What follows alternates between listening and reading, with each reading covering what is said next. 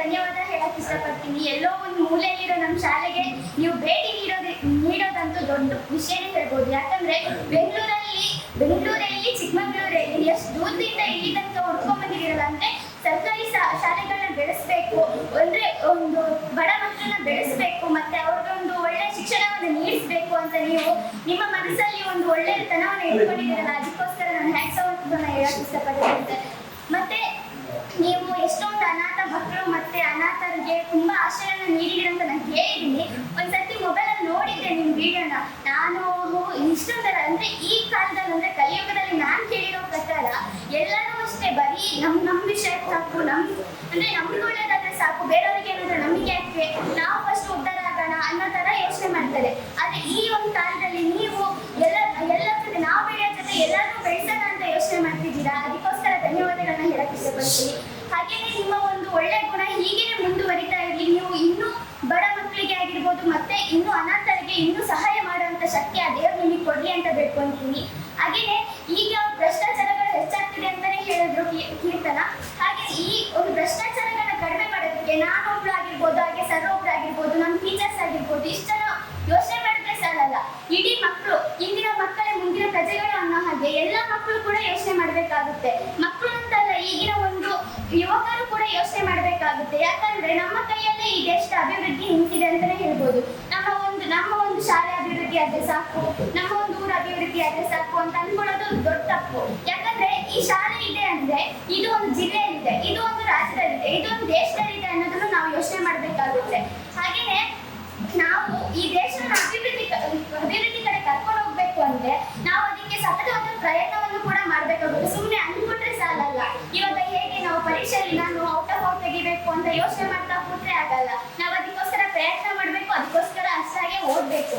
ಹಾಗೇನೆ ಸರ್ ತುಂಬಾ ಒಂದು ಸಹಾಯಗಳನ್ನ ಮಾಡಿದ್ದಾರೆ ಅಂತ ಕೇಳಿದ್ದೀನಿ ನಾನು.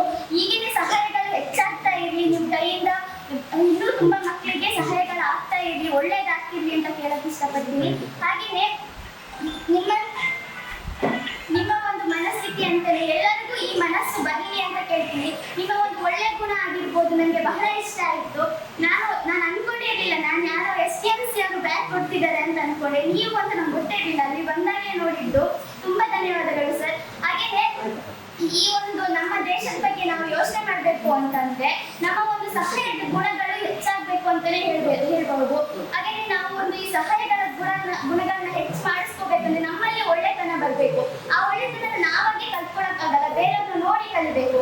ನಾವು ಈಗಿನ ಚಿಕ್ಕ ಮಕ್ಕಳು ದೊಡ್ಡವ್ರನ್ನ ನೋಡಿ ಕಲಿಬೇಕು. ದೊಡ್ಡವ್ರು ಕಲಿಬೇಕಂದ್ರೆ ಹೇಗೆ ಕಲಿಯೋದು, ಅವರು ಇನ್ನೂ ದೊಡ್ಡವ್ರನ್ನ ನೋಡಿ ಕಲಿಬೇಕು. ಹಾಗೆ ಈ ಒಳ್ಳೆ ಕೆಲಸ ಮಾಡಕ್ಕೆ ಏಜ್ ಇಂಪಾರ್ಟೆಂಟ್ ಅಂತ ಏನೂ ಇಲ್ಲ, ಯಾರು ಬೇಕಾದ್ರೂ ಒಳ್ಳೆ ಕೆಲಸಗಳನ್ನ ಮಾಡ್ಬೋದು.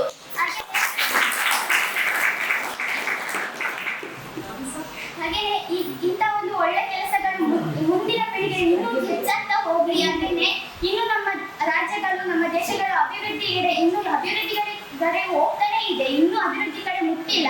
ಹಾಗೇನೆ ಈ ಒಂದು ನಮ್ಮ ದೇಶ ನಮ್ಮ ರಾಜ್ಯ ಅಭಿವೃದ್ಧಿಯನ್ನು ಬೇಗನೆ ಮುಟ್ಲಿ ಅಂತ ಕೇಳಕ್ ಇಷ್ಟಪಡ್ತೀನಿ.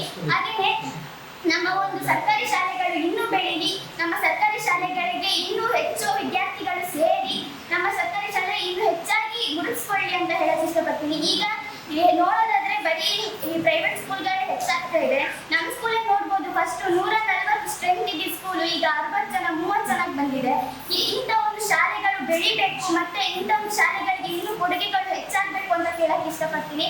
ಹಾಗೇನೆ ನನ್ನ ಒಂದು ಈ ಮಾತುಗಳನ್ನ ಕೇಳಿಸ್ಕೊಂಡಂತಹ ಎಲ್ಲರಿಗೂ ಕೂಡ ಧನ್ಯವಾದಗಳನ್ನ ಹೇಳಕ್ ಇಷ್ಟಪಡ್ತೀನಿ. ಎಲ್ಲ ಒಂದ್ ಕಡೆ ಇರೋ ನಮ್ಮ ಶಾಲೆನ ಗುರುತಿಸಿ ನಮ್ಗೆ ಬ್ಯಾಗ್ಗಳನ್ನ ವಿತರಿಸ್ತಿರುವಂತಹ ಸರ್ಗೆ ನಾನು ಧನ್ಯವಾದಗಳನ್ನ ಹೇಳಕ್ ಇಷ್ಟಪಡ್ತೀನಿ.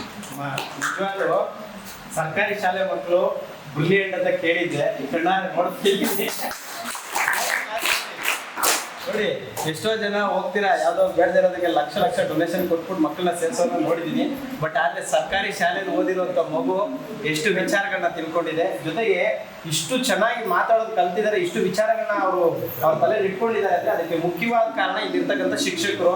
ಅವ್ರ ಹೆಸರನ್ನ ನನಗೆ ಗೊತ್ತಿಲ್ಲ, ಆದರೂ ನಿಮ್ಮ ಪಾದಗಳಿಗೆ ನಮಸ್ಕಾರಮ್ಮ.